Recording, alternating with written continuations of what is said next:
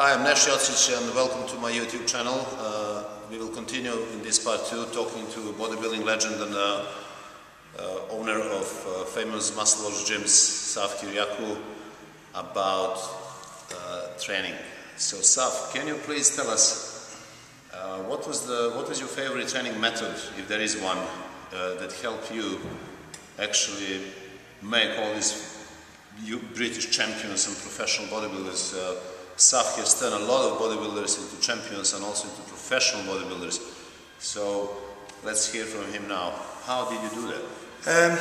Firstly, if we give an example of Buchanan, for example, he was another Mr. Universe, IFBB Pro, Mr. Olympia competitor.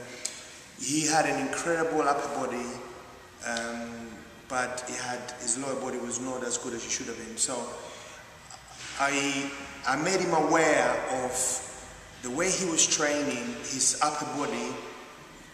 Don't change it. It doesn't matter what you develop the body's developing brilliantly.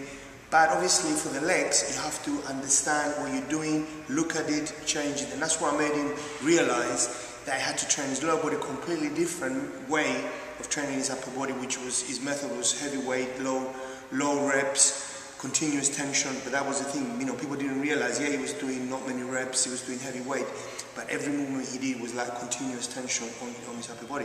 But on his legs, I made him be aware of changing the method, and it worked. Even because of his the muscle bellies were not as full on his legs as they were on his upper body. He had a dominant buttock muscles, very small tiny waist. So we changed that and they improved. So how many reps did you advise him to do for legs, for example? So I remember training with him together, and Brian was known to do like 7 reps for biceps, chest, back, 7 reps. We were doing pull-ups, 7 reps. But then, what was the difference for legs? Well, first of all, we made sure that the movement was a lot more fuller. Right. The contraction was better. And also, I said to him as a joke, to make him sort of feel comfortable, whatever you're doing, do double the reps. Whatever he was doing, do double. Just make sure you use the right weight. So his weights on his squats maybe was 40% less than he was before. Yeah. The movement was there. I made him cut down on the sets as well a little bit, because I made him aware that obviously if you're stimulating the muscle, if you're training and the muscle is doing more work, then we have to reduce the sets, otherwise it will affect recovery. And he did that, and it worked for him. So if I want to summarize and actually maybe send a message to our viewers, can I say that your approach was rather intuitive, that you advise people to look at their bodies, assess them objectively, find out which body parts are better, which are not, and then actually work more on those ones which are not as good in order to reach the essential proportions, which are so important. We've seen so many good gym bodies, but when people come on the stage and if they're not proportionate, then lots of dreams are ruined. They just crumble. People get depressed, unhappy, they don't think the judges will do a good job, but the secret is in those proportions. So if I can ask you again, so what would you say? Let's say, would you do 16 sets per muscle group? Maybe less, maybe more? What about arms? You see, what I tell everybody is to find out from the way they're training, to listen to their muscles first of all, to listen to what the body is telling them. Sure. Once somebody opens their mind to that, and they listen to their bodies, then the answers will be there in front of you. If, for example, somebody has a weaker body part, it doesn't mean they have to do more sets. It doesn't mean they have to add more sets to increase the volume so they can create a stimulation. The idea is to try and do as minimal amount of work, but maximum amount of stimulation. And the only way you know that you're doing that is by feeling what's happening. After every set, how do your muscles feel? How did was it burning, pumping, or you just didn't feel anything? And from that, you work out your workout. And in reality, the problem where everybody has is that they read a magazine or they go on the internet and they said, big arms in, that person who's written that doesn't know if you got long bellies on the muscle, short bellies, if it's a flat bicep, if it's long bicep, they don't know that. How can they give you a workout to do?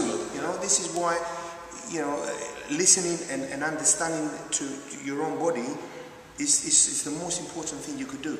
Okay, so I believe that the question that lots of our viewers like to ask, especially beginners, is actually, what about training 3 times per week, or maybe 4? Or they see somebody who's doing 6 times per week. I can see that in which direction the answer will go, but can you give us a little slight idea what is the off-season training for majority of those successful bodybuilders? How many times they exercise per week and why? The problem that exists is this week by week period. I like to tell people not to use the week as an example. They use the days. So somebody will say, I train every muscle every 5 days, every 6 days, every 7 days.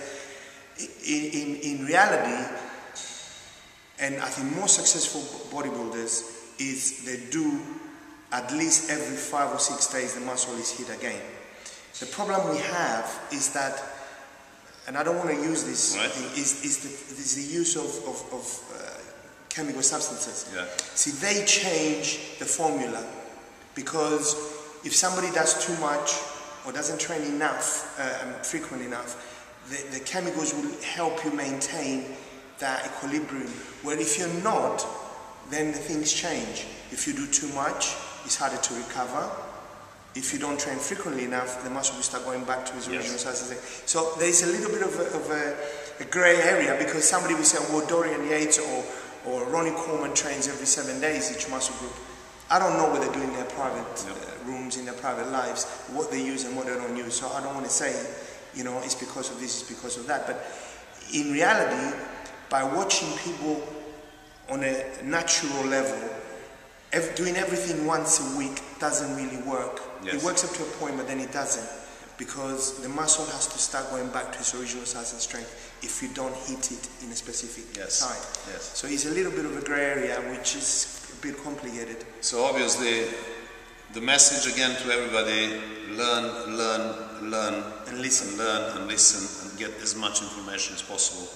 It's very difficult to give one answer that will suit all, one size for all, as you realized. But what I hope you've got from Saf in this part 2 is the principle, because principles are the ones that never change. As you know, they say, the methods are many, principles are few, methods always change, principles never do. So see you in part 3, and we'll be talking about nutrition.